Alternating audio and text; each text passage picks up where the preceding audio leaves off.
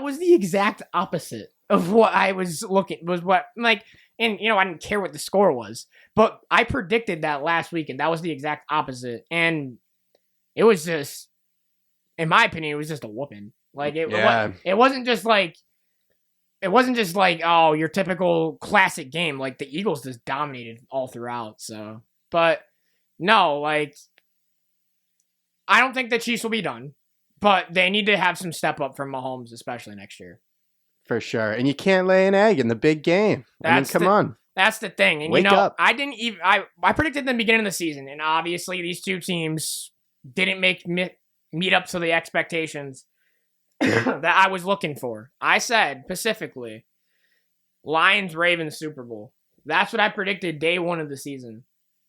Clearly, that didn't pan out. The Ravens ended up losing to Buffalo, unfortunately, which Mark Andrews. I know that the turnovers killed a little bit with Lamar, but Mark Andrews, 2-point conversion, he catches that ball. I think they win the game in overtime.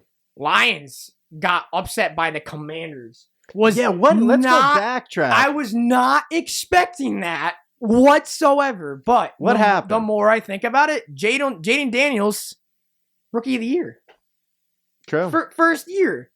Former LSU quarterback. And by the way, him and Malik Neighbors were teammates too. Food for thought. Yeah, I thought I was just pointing out there. Mm-hmm. But I'm looking at it, Pat, and I'm like, good for him. He deserved all of it. True. That's number one. Number two, great future ahead of this kid. Great quarterback.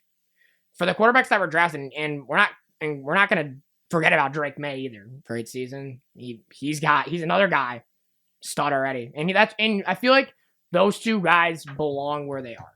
True. May is like one of the few bright spots from the Pats season this year. Absolutely. If you watched the game against Tennessee, the last second touchdown. Oh, I'm blanking on that one.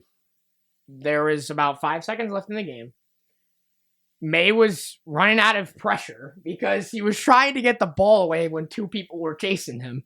And then he throws into the end zone. I don't want to say a prayer, but he throws it into the end zone, caught for a touchdown. Wow. And then they ended up, that was to tie the game, and they ended up losing in overtime. But I remember watching that live on NFL Red Zone, and one of my friends is a huge Pats fan, and we talked about it after, and I was just like, that might have been one of the wildest things. Like, I don't want to say ever seen, because there's been some crazy wild things. True. That was insane. Like, those are one of those moments you look back and you're just like, what did I just witness? Yeah. And then, you got the guy. And then, yeah, exactly. He's the guy for New England, 100%. Same with Jaden Daniels with Washington. And just to talk a little bit about Washington, what about the turnaround they had? Last year, before Jaden Daniels came and got drafted by them, they were like 4 and whatever it was, 15, 12, so something like that.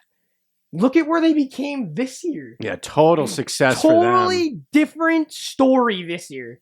And I feel like they're cooking something up in Washington. Yeah, they might be like a sleeper team for next year. Oh, 100%, no doubt in my mind.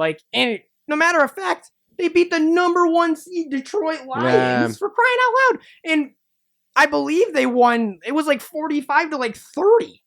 I know, and you know what? That was a garbage time game too. I think that was even more of a blowout. Detroit scored the last second touchdowns too. But I'm just I was never expecting that at all. It's just like in the NFL, you never know what's gonna happen. Any given Sunday. Anyone can be anyone on any given Sunday. You can't tell me different. That's facts. But I look at it, Pat, and now that the season's over, I look at it and I'm like, those are things that you just don't expect.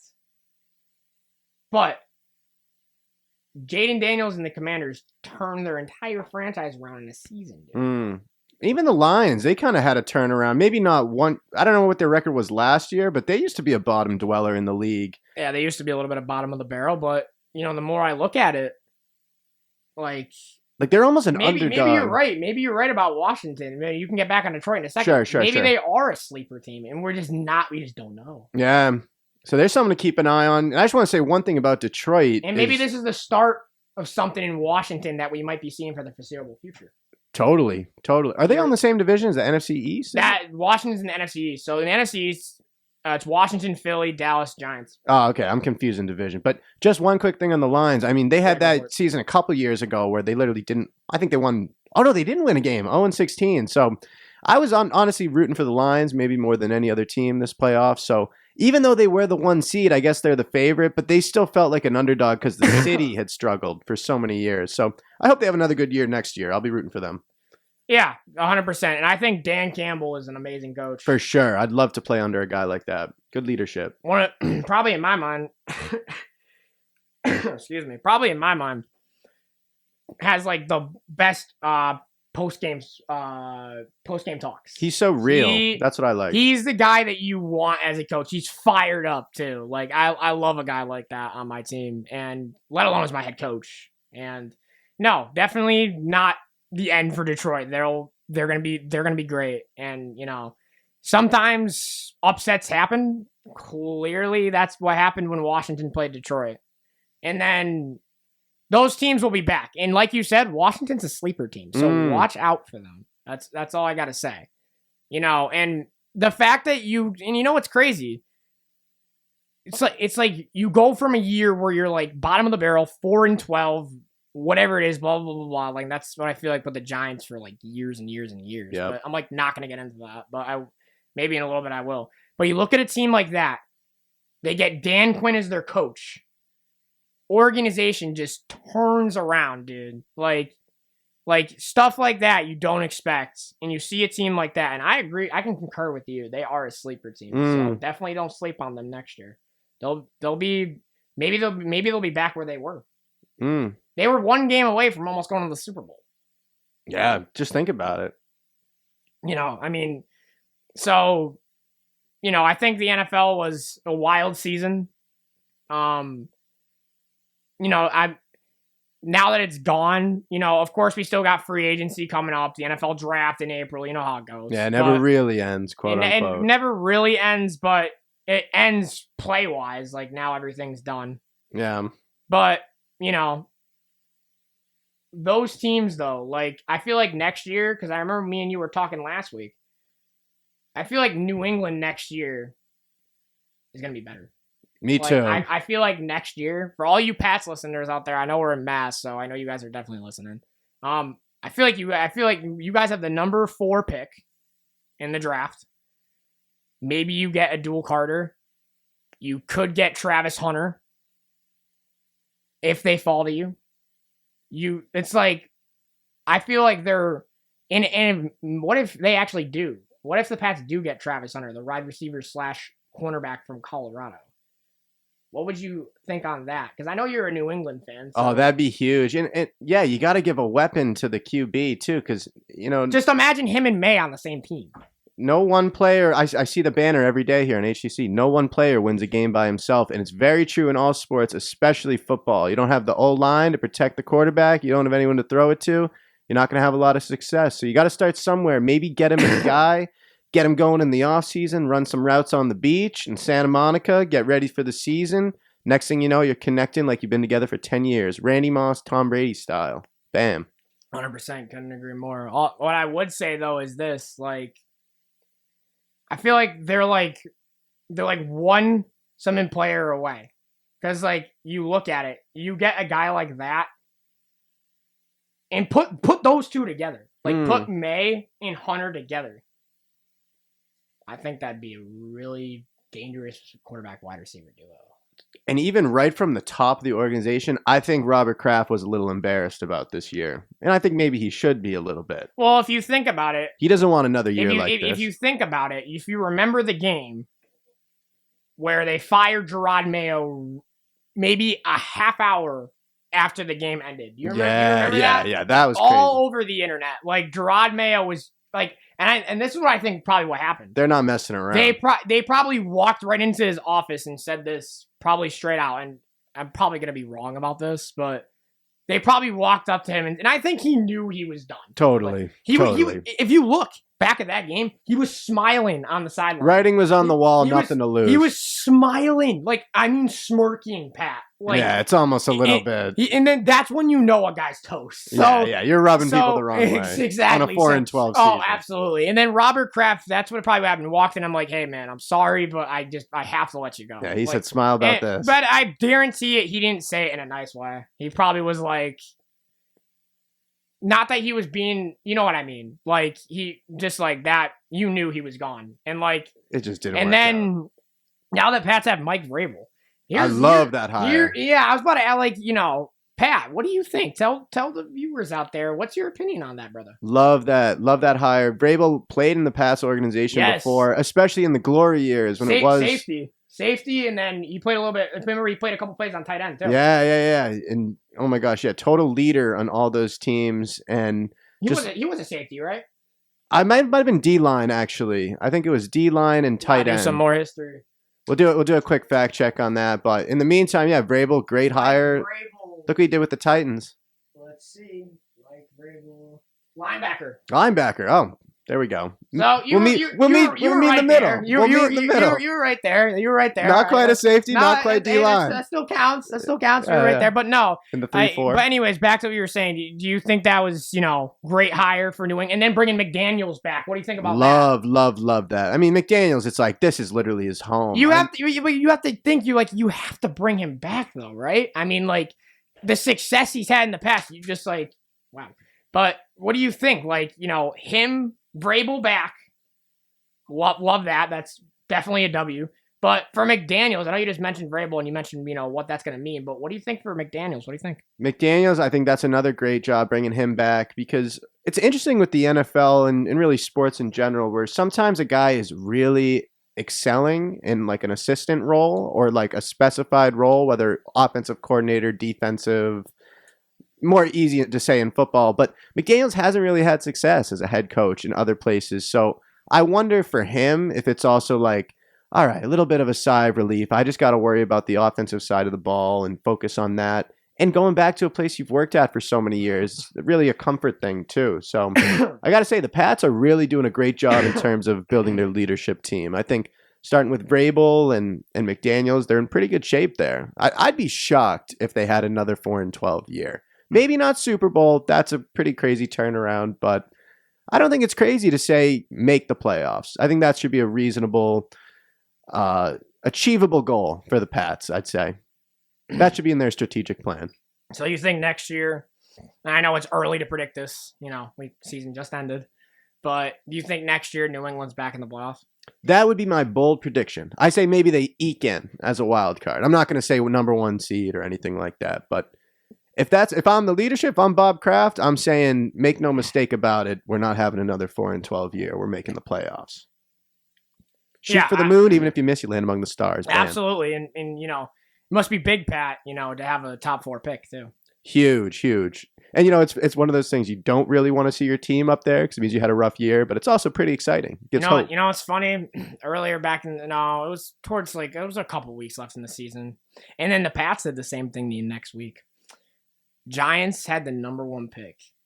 They beat the Colts. And they did the same thing the year before. I'm not going to complain because we have Malik Neighbors now. But they did the same thing the year before. And they had the number 1 pick this year. They won that game. And then New England took the number 1 pick. And then they won a game. And then both of us dropped down. So not only was I annoyed and ticked. Yeah. I was like, how could you not be mad about that? And what's funny? Now I don't know what's going to happen because what if Shadur goes 1 and Cam goes 2, or it's the opposite? Then the Giants, Travis Hunter would be there. Duke Carter's there. Cool. But the Giants need a quarterback. That's the reason why they kept their coaches and their GM. That's the reason why they kept Dayball and they kept showing to get a quarterback and try to build up. I mean, and if all else fails and that doesn't work, I mean, I guess Jackson Dart's there in the second round. I don't want Jalen Miller. I can tell you he's not a good quarterback. And neither is Dart. Dart's okay too. But yeah, I mean, of course, all that's irrelevant now. Draft's the draft now. So you draft who's there. But wait, so the Giants kept their coaching staff and GM after trading Saquon? What do you think about that? Are you like time for a change, or give them a chance? Well, I think the reason why they kept Daboll in showing for another year was for reasons. To develop a quarterback. Yeah. That's the reason why they kept those two. Because I honestly feel like, not that it's their fault. They just don't have the best roster around them. Their roster's depleted. It's tough when you lack talent. The roster's depleted like crazy. And you can even admit it with New England, too. Like, the offensive line for New England, like, I even if you can concur on that. Yeah, definitely.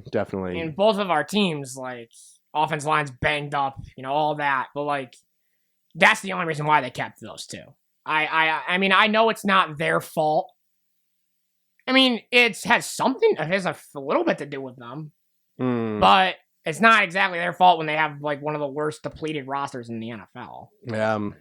What are you gonna do about that? It's funny that O-line, you take the O-line for granted when you have a decent one, and then you just see the glaring issues when there's problems. So before we go to break, the three most important things you need in the NFL, and correct me if I'm wrong, if you want to correct me, so I'll say it after I'm done, would be the offensive line, quarterback, and you got to have a good pass rush. Also, but there's one more. You got to have a good wide receiver core too. Mm-hmm. I don't know if you concur with me on that, but that's the only really possible way you can be successful. If you don't have any of those four things, it kind of makes it a little bit harder, especially when your roster is depleted, to be successful in the NFL. I don't know if you concur before we go to break. I totally agree. What do we got for tunes? So today I'll be playing Smooth Criminal by Michael Jackson. Woo. I'll be playing Californication by Red Hot Chili Peppers. Nice. Oh My God by the Cinderella.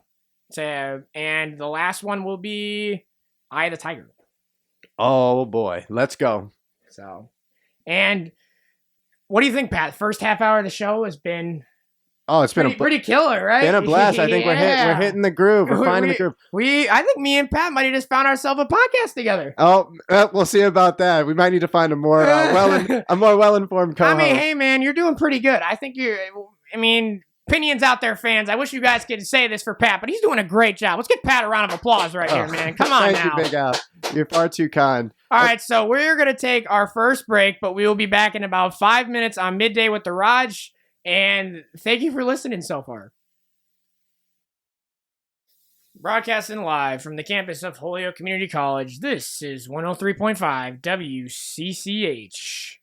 And we're back with Midday with the Raj. That was Smooth Criminal by Michael Jackson and Oh My God by...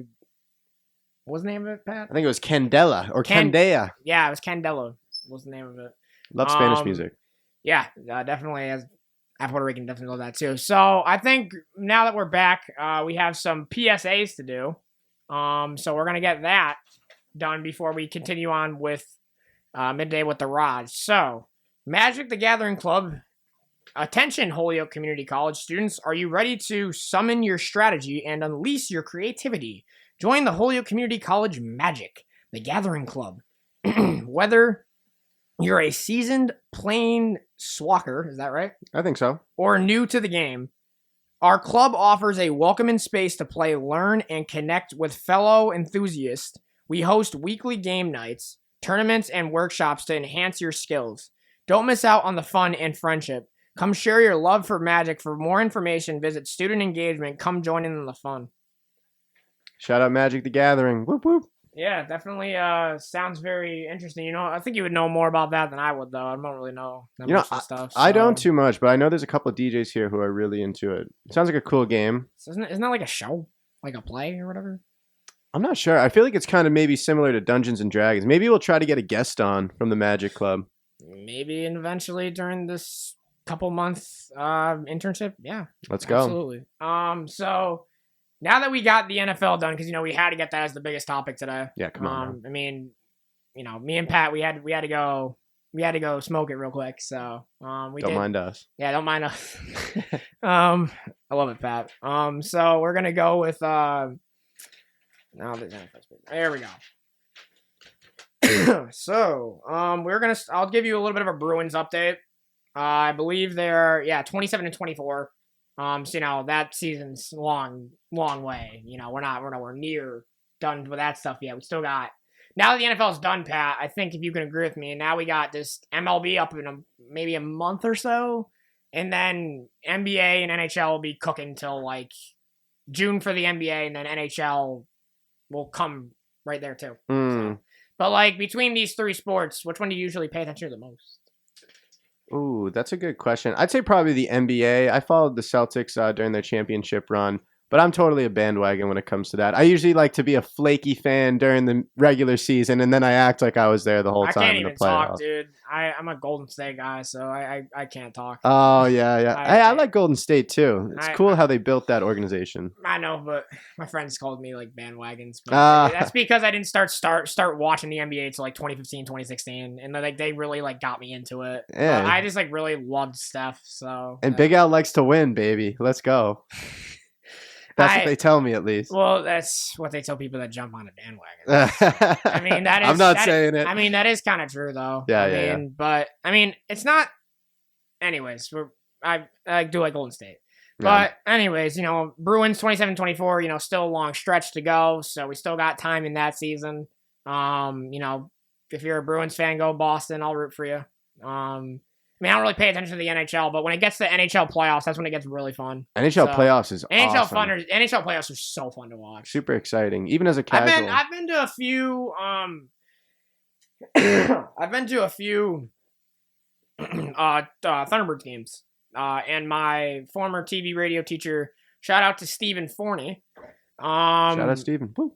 Is the PA announcer. Oh, no way. Very cool. So, he did a little bit of the Bruins for a little while, too. I won't get into his, like, entire description, but he was my teacher when I was at Westfield Tech. Oh, that's legit. Hope everything's going well, bud. I went to a little bit of them. They're so fun. But, like, I know it's minor league hockey, but, like, the fights are the most insane, though. Like, you just be out of nowhere, and you're out of your seat, and you're just like, Pat, what is going on? And then the gloves go off, and you're like, oh, here they go. Yeah. And those guys are hungry, too. Exactly. And it doesn't really take long for beef to start, and then the gloves go off, and there's this, like, straight, a right hook to, like, the face, and you're just, like, not expecting it. Yeah. But, like, that's the thing with hockey. It's very dangerous. I'd say up there, NFL and NHL, maybe people might argue that the NHL is more dangerous, because of the more, like, I know the NFL is right up there, but the contact they have with slamming each other into the walls, right next to the glass, like, it's very dangerous. I mean, there's really very insanely crazy injuries too. But no, off that, MLB pitchers and catchers reported this week. So, we got opening day March 27th. So that's about what, a month and a half, right? It's right around the corner, yeah. Do you watch preseason baseball or no? I mean, I'll watch a game or two. I mean, I'm not really... Preseason... That's another thing. I spoke with my dad about this yesterday. I had said to him, I'm like, it's really more for, like, the... more for pitchers. I mean, hitters will get their at-bats. Get the at-bats they need to get back into grooves. Yeah. But it's more for the pitchers. For them to get, themselves right again. That's the only reason why, spring training. I just feel like that's with any other sport, though, if we're talking like that. Yeah, I don't know if they still... I don't know if you, like, can see, like agree on that, but, like, it's just for my state of point. Like, I feel like it's just to get the pitchers ready for what they need. Because we're in the day and age now, Pat, that the pitcher doesn't go 8 innings and have, like, 10, 11 Ks. And you just save your entire bullpen. Especially with the Yankees, it's crazy. They blow out their bullpen like crazy. No, it ain't the 200 plus innings anymore. Yeah, we're not. And I think we're out of that type of era. They're not trying to have guys lose their arm completely. Exactly. Which I think is smart. Exactly. Don't got to be a hero. No, there is no need to be a hero. Unless if we're in like game 6 or 7 of the World Series and you're just like, okay, this is my last start of the year. I got the entire winter off and then go like right back and, get into February and stuff like that. Very, very good point. It's just like, you don't have to be a hero when the season's 162 games and it's the longest season in sports. Nathan Eovaldi in the World Series going in on 1 day rest. That's pretty heroic. And just to name an example, same thing with Garrett Cole or something like that. True. Like, have him go in there, he has 1 day of rest. Oh, it's okay. Boom, I'm just going to give you the ball the next day. Like, I mean, no need to be a hero unless if it's, like, entirely necessary. But, MLB is 162 games, so I feel like the next 3 seasons we got is MLB coming up soon, and we got NBA and NHL. But I think I mentioned to you last podcast, correct me if I'm wrong, that I said my favorite season in sports is when the NFL is midway through and we're in MLB playoffs. We're there. And then we're in the NFL is midway through the season. So I'll say maybe just to put an example, week 4 or 5. And then the NBA is a few weeks later. Those are my three favorite times of the year because A, it keeps us busy. Yeah. And B, there's 3 sports going on all at once. There's always going to be something on. There's an old saying, there's always something to do. Yeah. Yep. And sports keep me, I'm a sports fan. I was sports since I was a kid. But keeps us busy. And it's fun when it gets to that point. Definitely. And I just spoke with my dad also about this yesterday too. I said, I love the MLB. It's always going to be my favorite sport. I know that's crazy because it's like the most boring sport because it's so long and stuff like that. And people were like, why out of all sports is that your favorite? Because I've been a Yankee fan since I was like, I don't even know. Not even going to get into that. But like that range. Like, and same thing with the Giants. And then, like I said, I started with Golden State when I was like 2015, 16, or whatever. But like, why that's my favorite? It's just had a passion for it. Also, like, you also played both baseball and basketball for like 14 years. So, like, I mean, that also has something to do with it. Playing a little bit of the sport, and having experience with that has something to do with that. Were you ever an athlete, Pat? I was. I was a football guy back in the day. Tell the guys about your athletic history. Oh my gosh, my glorious athletic career. Well, I mostly just played football for 4 years. It's funny though. This is actually kind of interesting. Maybe I was on the offensive line. I was much bigger, lost a lot of weight. So maybe it's a little harder to tell now. But yeah, that's why I always have a soft spot for the O-line too. Unsung heroes of the team. Got you. MLB, I'll give you props for being an MLB fan too, because being a baseball fan is almost like a full-time job. 162 games, woo! A little too much for me. Plus playoffs. Oh my gosh, yeah, way too much for me. Longest season in sports, dude. And it goes from all the way in February, with spring training, all the way till either the end of October or like maybe even for crying out loud, some series go to November, depending on how long it is. So, but yeah, definitely longest season in sports, but.